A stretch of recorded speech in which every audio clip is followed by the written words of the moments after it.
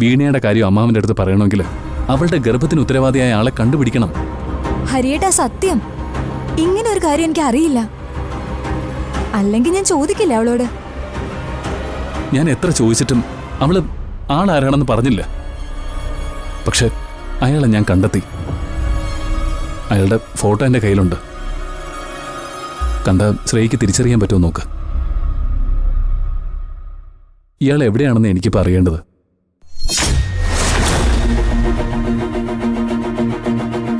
ഇവൻ ആരാ?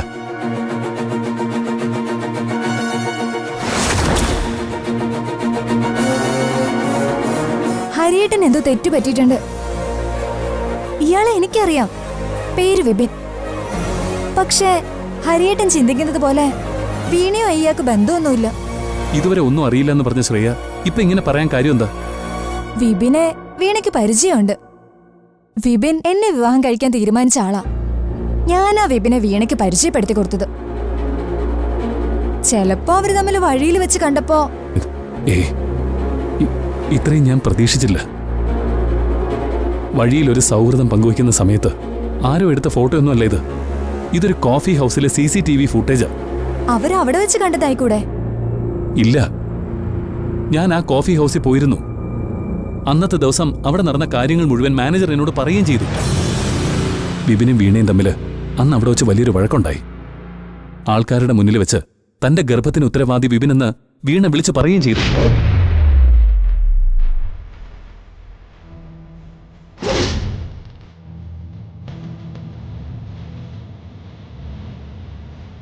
നീ എന്തിനാ ഫോൺ എടുത്തേ? അത് നീ ഈ ഫോൺ തന്നെയാണോ നേരത്തെ യൂസ് ചെയ്തുകൊണ്ടിരുന്നതെന്ന് അറിയാൻ വേണ്ടിയാ. അതെ, ഞാനന്ന് പറഞ്ഞ കാര്യമില്ലേ, വിപിനെ ഒന്ന് കോണ്ടാക്ട് ചെയ്യുന്ന കാര്യം, നീ വിപിനോടത് പറഞ്ഞിരുന്നോ?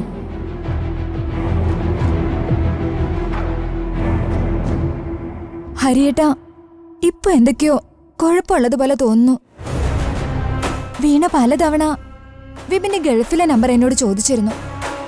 ഞാൻ കൊടുക്കാതെ ആയപ്പോ എന്റെ ഫോണിൽ നിന്നും ഞാൻ അറിയാതെ അവളെ എടുക്കുകയും ചെയ്തു. അപ്പൊ പിന്നെ സംശയിക്കേണ്ട കാര്യമില്ല. വീണയും വിപിനും കൂടി ശ്രേയെ ചതിക്കായിരുന്നു. എന്നാലും അവൾക്കിത് എന്നോട് എങ്ങനെ ചെയ്യാൻ സാധിച്ചു? ഒപ്പം നടന്നതല്ലേ, ഒരിക്കലും പിരിയാത്ത കൂട്ടുകാരായിരുന്നില്ലേ? എന്നിട്ടും എന്നോട്. ശ്രേയ, പക്ഷേ അവളെന്നെ ചതിച്ചതിനുള്ള കൂലി അവൾക്ക് കിട്ടിയിട്ടുണ്ട് ഹരിയേട്ടൻ. ഹരിയേട്ടൻ വിപിനെ അന്വേഷിക്കുന്നത് അവനെ കണ്ടെത്തിക്കൊണ്ടുവന്ന് വീണയെ വിവാഹം കഴിപ്പിക്കാനല്ലേ? അതൊരിക്കലും നടക്കില്ല. ഗൾഫിൽ വെച്ച് അവന്റെ വിവാഹം കഴിഞ്ഞു. ഇനി അവൻ ഈ നാട്ടിലേക്കില്ല. അവിടെ സെറ്റിലാവാൻ അവന്റെ തീരുമാനം. ഇതൊക്കെ അറിഞ്ഞ് തകർന്നു പോയപ്പോ ഒരാശ്വാസത്തിന് ഞാൻ വന്നത് അവളുടെ അടുത്തേക്ക്. അവളോടാ ഞാനിതൊക്കെ പറഞ്ഞത്. എന്നിട്ട് പോലും അവൾ എന്നോട് സത്യം പറഞ്ഞില്ല. അനുഭവിക്കട്ടെ അവള്. തന്തയില്ലാത്ത കുഞ്ഞിനെ പ്രസവിക്കട്ടെ. ഹരിയേട്ടന്റെ അമ്മാവനോടുള്ള സ്നേഹം കൊണ്ട് അവൾക്ക് ഒരുപക്ഷെ നല്ലൊരു ജീവിതം ഉണ്ടാക്കാൻ ഹരിയേട്ടൻ ശ്രമിക്കും. പക്ഷേ ഇതൊരു പെണ്ണിന്റെ ശാപോ, ചതിക്കപ്പെട്ട ഒരു പെണ്ണിന്റെ ശാപം. അവൾക്ക് ജീവിതത്തിൽ ഒരിക്കലും സ്വസ്ഥത ഉണ്ടാവില്ല. ഞാൻ സങ്കടപ്പെട്ടതിന്റെ 1000 ഇരട്ടി എന്നെ ചതിച്ച് അവൾ അനുഭവിക്കും.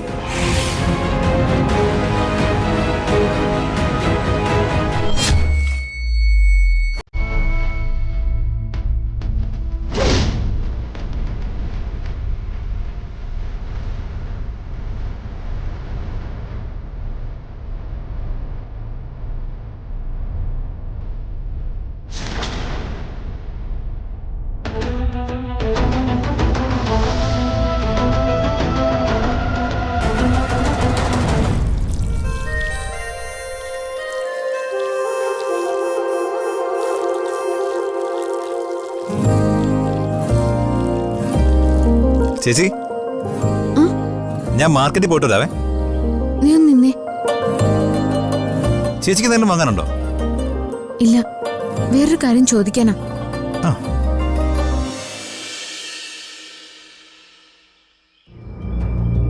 ശ്രുതി നിന്നോട് എന്തെങ്കിലും പറഞ്ഞിരുന്നോ?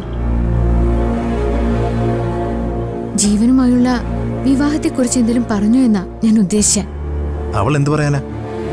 അവൾക്ക് ഈ കല്യാണത്തിന് എന്തെങ്കിലും എതിർപ്പുണ്ടോ?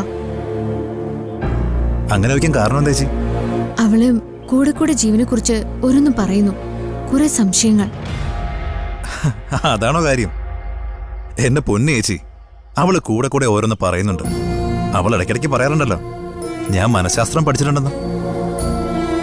ആരെ പരിചയപ്പെട്ടാലും അത് വെച്ചൊരു അന്വേഷണമാണ്.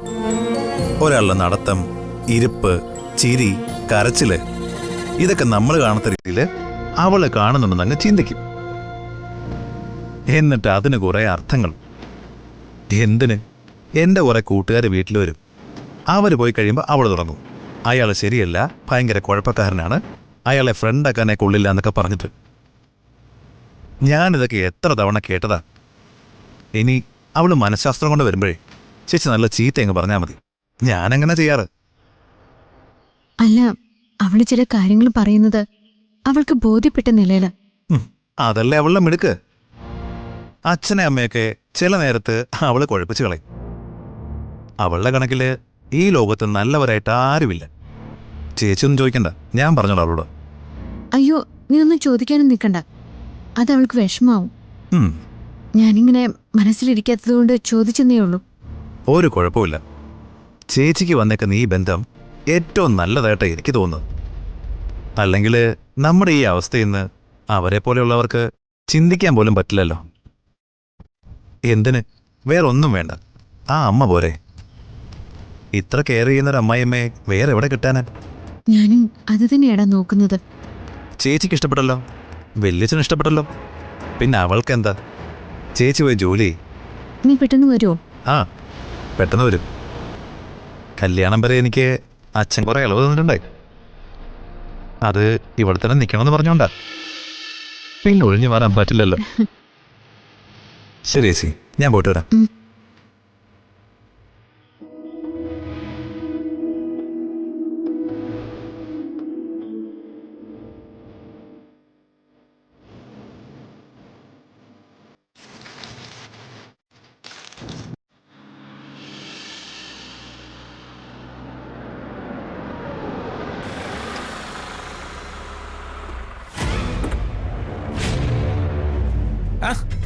സാറക്കൊച്ചേ, സുഖമായില്ലേ? ഇല്ല ഇല്ല ശരവണ. എന്നാലും റോഡിലൂടെ നടന്നു പോകുമ്പോ ഇടിച്ചിടുക എന്നൊക്കെ പറഞ്ഞ എപ്പടിപ്പെട്ട ദുഷ്ടനായിരിക്കണം. അതെ, ദുഷ്ടനാ, കൊല്ലാൻ മടിയില്ലാത്ത ദുഷ്ടൻ. നിങ്ങൾക്ക് ആളെ തെരിയുമാ? ശരവണൻ ചെല്ല്, എനിക്ക് നിന്റെ സാറിനോടൊന്ന് സംസാരിക്കണം. എന്നാ വിഷയ? ഞങ്ങൾക്ക് സംസാരിക്കാൻ ഒരുപാട് കാര്യങ്ങളില്ലേ. ചെല്ല് ശരവണ. ശരി മാ.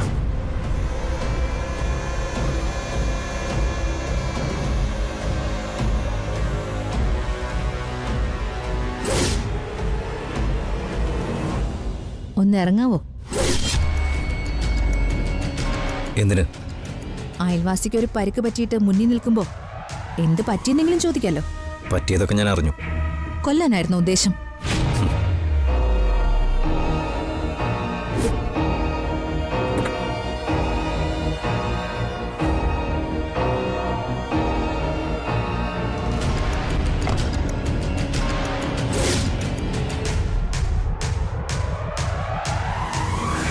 കൊല്ലാൻ തന്നെ ഉദ്ദേശിച്ചതല്ലേ? ആര് കൊല്ലാൻ ശ്രമിച്ചു? എന്തിനു വേണ്ടിയാ നീ അതിന് ശ്രമിച്ചതെന്ന് എനിക്ക് നന്നായിട്ട് അറിയാം. പക്ഷെ കണക്കുകൂട്ടലുകൾ തെറ്റിപ്പോയി. ആ ആക്സിഡന്റ് നേരിട്ട് കാണാൻ ദൈവം ശ്രുതിയെ ആ വഴി നിർത്തിയിരുന്നു. നീ ഒന്ന് പോകുന്നുണ്ടോ? ആക്സിഡന്റ് ഉണ്ടാക്കിയ വണ്ടി ഏതാന്ന് ശ്രുതിക്ക് വ്യക്തമായിട്ട് അറിയാം. ആ വണ്ടി ഇവിടെ കിടക്കുന്നത് കണ്ടിട്ട് അവളെന്ന് അവിടെ കയറിയത്. അല്ലാതെ നിത്യ കെട്ടാൻ പോകുന്ന നിന്റെ മഹത്വം അന്വേഷിച്ചിട്ടല്ല. എനിക്ക് വേണമെങ്കിൽ ഇതൊരു പോലീസ് കേസ് ആക്കായിരുന്നു, ശ്രുതിയുടെ കയ്യിലുള്ള നിന്റെ വണ്ടിയുടെ ഫോട്ടോ തെളിവായിട്ട് വെച്ച്. പക്ഷേ ആ അമ്മ ഉണ്ടല്ലോ, അവരെ ഓർത്ത് ഞാനത് ചെയ്യുന്നില്ല. എന്തായാലും നീയായിട്ടെല്ലാം തുടങ്ങി വെച്ചല്ലോ, ഇനി ഇത് വിട്ടുതരുന്ന പ്രശ്നമില്ല. നിത്യ നീയും തമ്മിലുള്ള വിവാഹം മുടക്കാൻ എനിക്ക് പറ്റില്ലായിരിക്കും, പക്ഷേ അത് അവൾക്ക് പറ്റും, ശ്രുതിക്ക്. സ്വന്തം ചേച്ചിയുടെ ജീവൻ അപകടത്തിലാണെന്ന് അവൾക്ക് മനസ്സിലായിട്ടുണ്ട്. നിന്റെ ഭ്രാന്ത്, ഒരു പെണ്ണിന്റെ ജീവനെടുത്ത് പന്താടാൻ ഞാൻ സമ്മതിക്കില്ല. ഈ ഭ്രാന്ത്, നിന്റെ ഈ ഭ്രാന്ത്, നിന്റെ വീട്ടുകാർക്കറിയാത്ത ഈ ഭ്രാന്ത് ഞങ്ങൾ വെളിച്ചത്ത് കൊണ്ടുവരും. നീ നോക്കിക്കോ.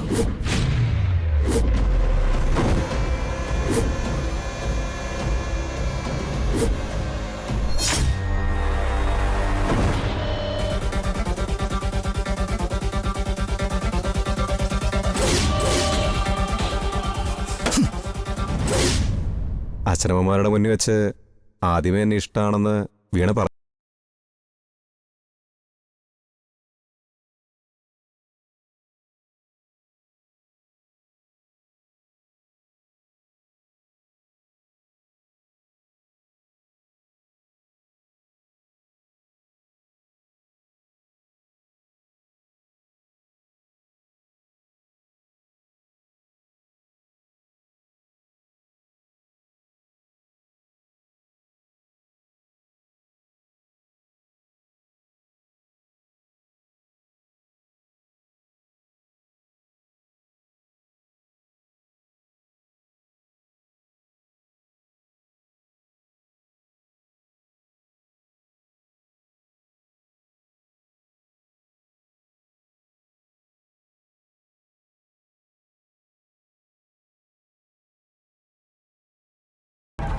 അക്കാര്യത്തിൽ എനിക്ക് സമാധാനമുണ്ട്.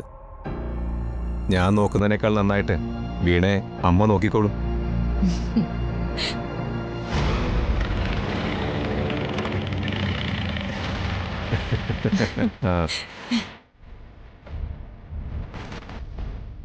ആ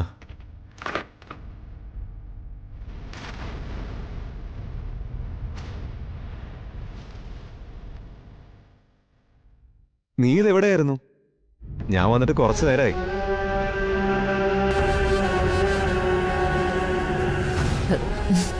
ഇതുവരെ പറയാതെ വെച്ചിരുന്ന ചില കാര്യങ്ങള് ഞങ്ങള് പരസ്പരം പറയുകയായിരുന്നു. നീ പോയേ. എന്തു പറ്റിയടാ?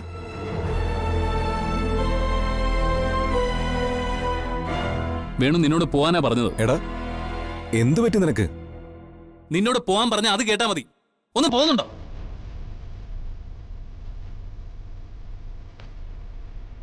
എന്നാ ശരി.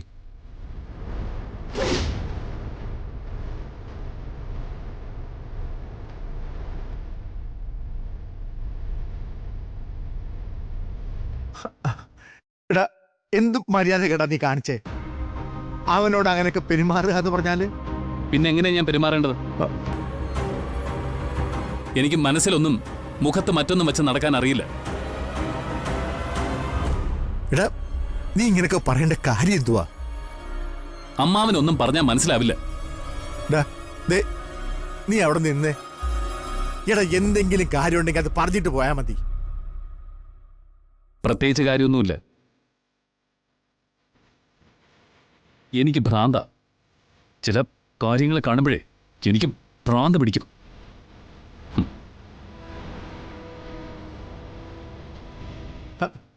എന്ത് പറ്റി അവന്?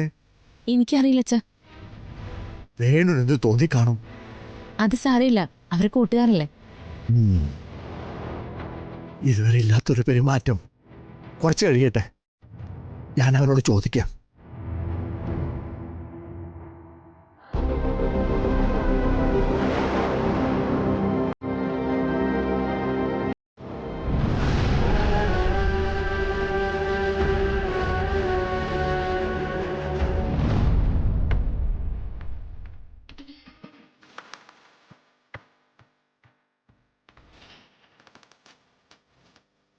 ഇതെന്താ ഇത്? നൂല് പെറുക്കിയിരിക്കാതെ നിറച്ചെടുത്ത് കഴിക്കും മോളെ. അയ്യോ ആന്റി, ഞാൻ കുറച്ചേ കഴിക്കൂ. ഈ പ്രായത്തിലാണോ കുറച്ച് ഭക്ഷണം കഴിക്കുന്നത്? ഇപ്പൊ എന്തെങ്കിലും കാര്യമായിട്ട് കഴിച്ചാലേ കുറച്ചു നാൾ കഴിയുമ്പോ ശരീരത്തിന് എന്തെങ്കിലും ഗുണം ഉണ്ടാവൂ. കേട്ടോ കേട്ടോ, ഞാൻ നിത്യേന കേൾക്കുന്നതാ. ഡയറ്റിന്റെ ഭാഗമായി ഒരു നേരം ഭക്ഷണം കുറച്ചാലുണ്ടല്ലോ, അതങ്ങോട്ട് പറഞ്ഞു കൊടുക്കമ്മേ. അതൊന്നും വേണ്ട, ശ്രുതി മോളെ കഴിച്ചോളൂ.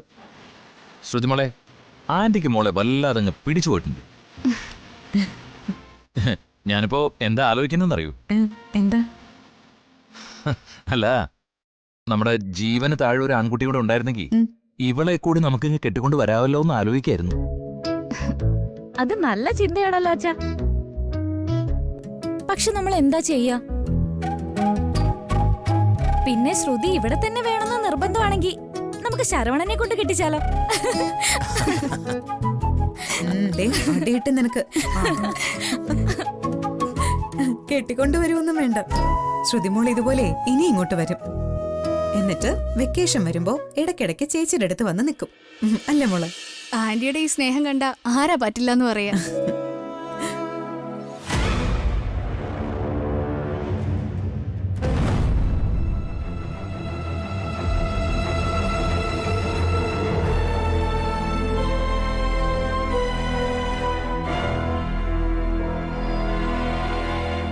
എന്താടാ, ഒരു സമ്മാനം കൊടുക്കാൻ പോയാല് അത് കൊടുത്തു കഴിഞ്ഞിട്ട് നേരെ ഇങ്ങി പോന്നൂടെ? അല്ല, ഇനി ദിവസവും സമ്മാനങ്ങൾ വാങ്ങിച്ച് ആ വഴിയങ്ങ് പോവാനാണോ നിന്റെ ഉദ്ദേശം? ഏട്ടൻ എന്താ ഒരു ടെൻഷൻ പോലെ? ചേച്ചി വല്ലതും പറഞ്ഞോ? ഏയ് ഇല്ല. ശ്രുതി, താനൊന്ന് എണീറ്റേ. ഞാൻ തനിക്കൊരു കാര്യം കാണിച്ചു തരാം. ഇവളിവിടെ ഇരുന്ന് കഴിക്കട്ടടി. അതിനൊക്കെ സമയമുണ്ട്. ശ്രുതി, താനിങ്ങോട്ട് വാ.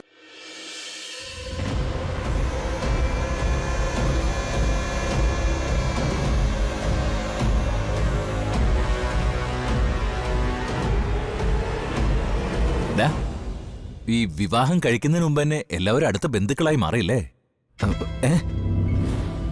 എന്താച്ചാ? ഒന്നുമില്ല. സുജാതേ, പോയ സ്ഥലത്തെ ഓർമ്മകളിൽ നിന്ന് അവൻ ഇതുവരെ തിരിച്ചിറങ്ങിയിട്ടില്ല എന്നാ തോന്നുന്നേ.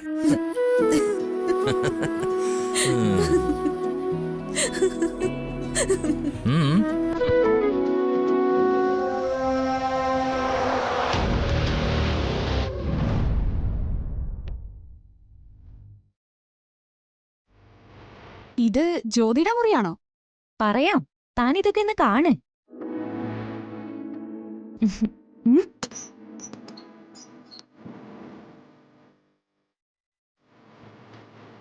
ഇനി ഇങ്ങോട്ട് വാ.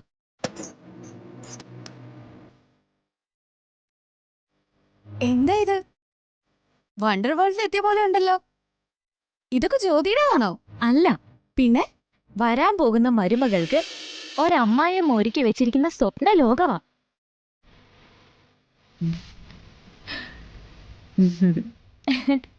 എന്താ ആന്റി ഇതൊക്കെ? എല്ലാം വാങ്ങിക്കഴിഞ്ഞിട്ടൊന്നുമില്ല, ഇനി ഒരുപാടുണ്ട്. എന്റെ നിത്യമോള് വീട്ടിൽ വന്ന് കയറുമ്പോ ഈ മുറി അവൾക്കുള്ളതാ. അവൾക്ക് ഇവിടെ ഇരുന്ന് വായിക്കാനും ഒരുങ്ങാനും ഒക്കെ ഉള്ളത്.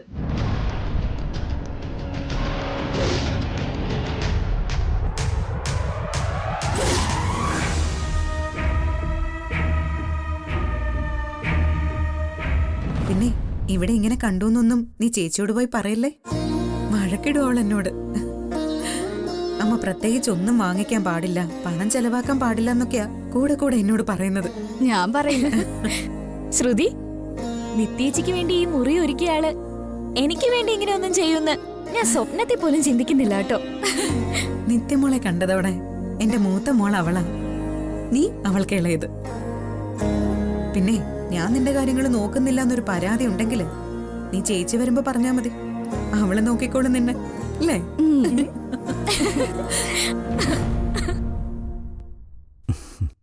അല്ല, നേരെ ഒരുപാട് വൈകിയല്ലോ, ശ്രുതിക്ക് പോണ്ടേ? ശ്രുതി എപ്പോ പോണോന്ന് നീയാണോടാ തീരുമാനിക്കുന്നത്? മോള് കുറച്ച് കഴിഞ്ഞിട്ടേ പോകുന്നുള്ളൂ. ഏട്ടൻ എന്നെ കൊണ്ടുവിടണമെന്നുള്ള പേടിയാണെങ്കിൽ വേണ്ട കേട്ടോ, ഞാൻ തനിച്ചു പൊക്കോളാം. എന്നാ ആയിക്കോട്ടെ.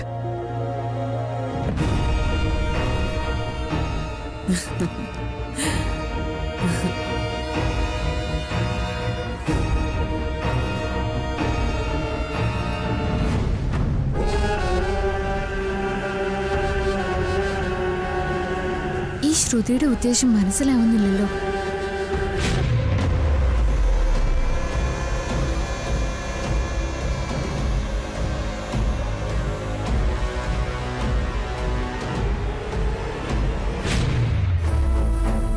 ഈശ്വര, വീണയുടെ മനസ്സിലെന്താണെന്ന് ഒരു പിടിയും കിട്ടുന്നില്ലല്ലോ.